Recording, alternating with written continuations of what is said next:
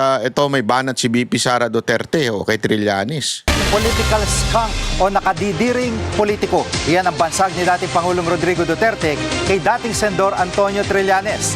Ayon kay Vice President Sara Duterte, sinabihan siya na kanyang ama na huwag nang pansinin si Trillanes dahil wala raw itong silbi.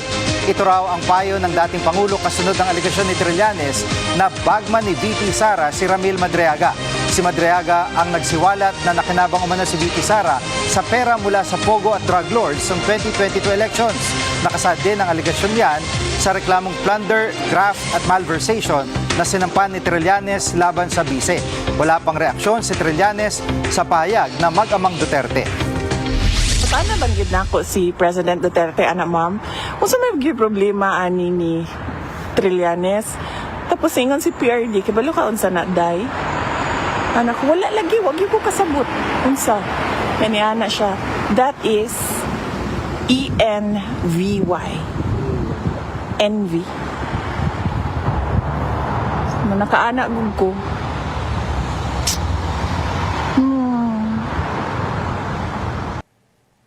Mga kapatid, Asan doon yung ano? Actually, nagtaka lang ako doon sa title kasi ang title political nito, skunk. Political Skunk. Wala naman ako nakitang narinig doon sa sinabi ni BP Sara. Siguro doon sa iba pang part ng interview.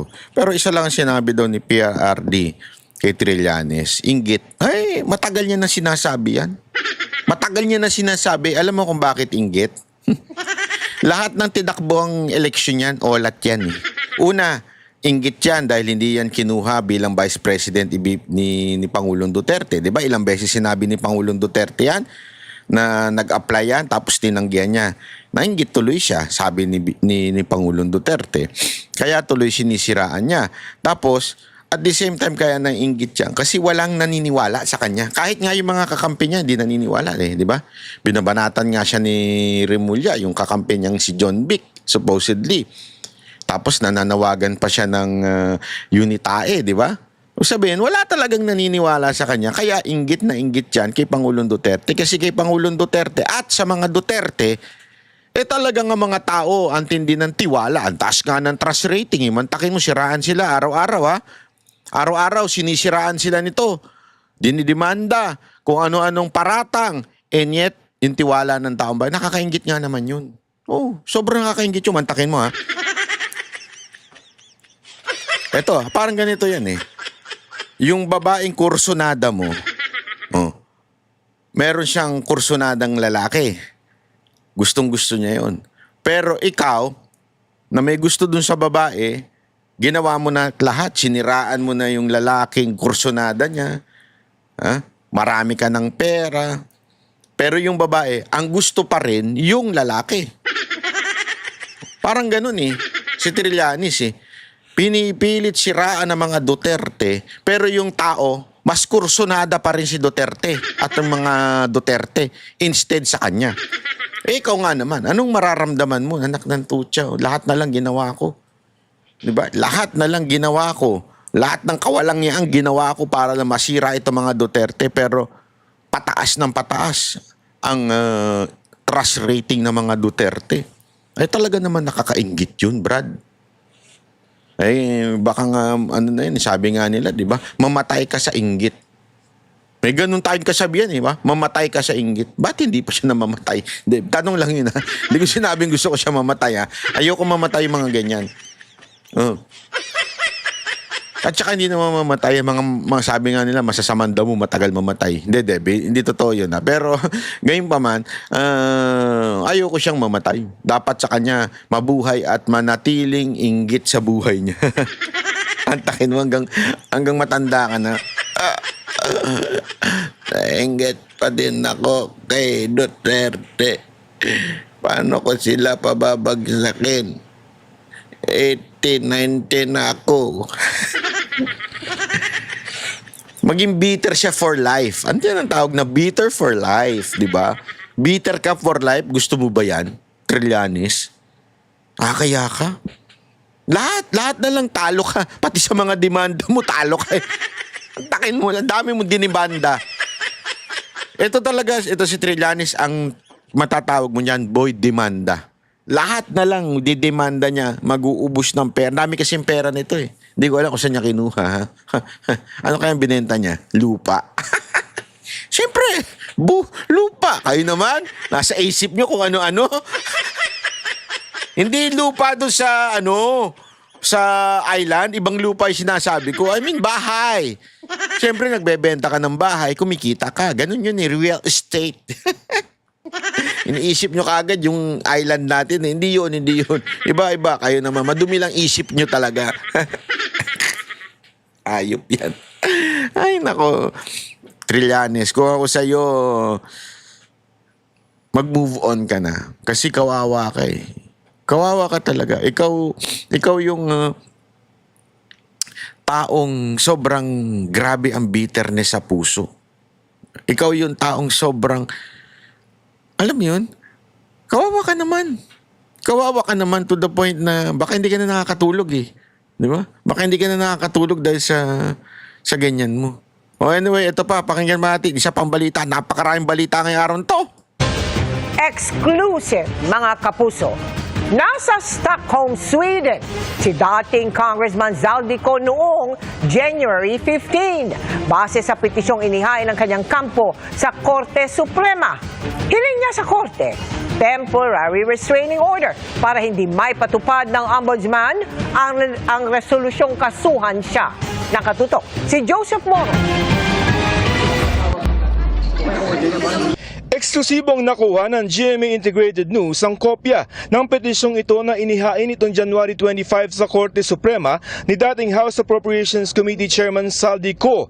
Dito nakasaad na nasa Stockholm, Sweden si Ko noong January 15. Nakalakip sa petisyon ni Ko ang isang apostil o notaryo galing sa munisipalidad ng Nacka sa Stockholm sa bansang Sweden. Pinirmahan ito noong January 15, 2026 na notary public na si Beatrice Gustafsson. Sa sertifikasyon, sinabi ni Gustafsson na personal na humarap sa kanya si Ko. Sinertipikahan din niya na na-verify niya ang pagkakakilala ni Ko at siya ang pumirma mismo sa dokumento. Pinirmahan ni Ko ang verification and certification against forum shopping para sa korte noong January 15 din sa Stockholm. Ang lokasyong ito ni Ko noong January 15, taliwas sa sinabi noon ng pamahalaan na nasa Lisbon, Portugal si Ko. Pinaghahanap ng gobyerno si Ko dahil sa inisyong arrest warrant ng Sandigan Bayan dahil sa kasang graft at malversation dahil sa maanumalyang flood control project sa Nawan Oriental, Mindoro. Kinansala na rin ang passport ni Ko. Ipinabawalang bisa sa Korte Suprema ni dating Congressman Zaldico ang mga kasong inihain laban sa kanya ng Ombudsman sa Sandigan Bayan.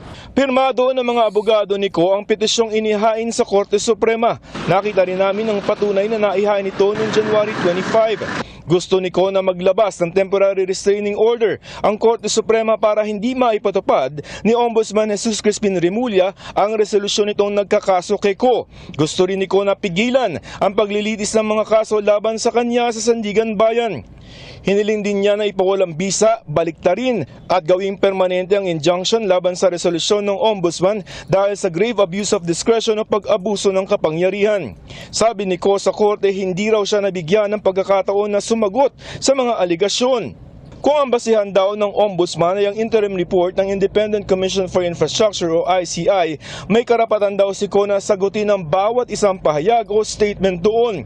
Pero hindi daw siya nakapaghain ng counter affidavit dahil na naghain daw ang Ombudsman ng order to submit counter affidavit sa pinakahuling address ni Ko at wala siya doon. Hindi raw sumubok ng ibang paraan ng Ombudsman at itinuring ng tinanggap ang order na paglabag umano sa karapatan niya sa konstitusyon.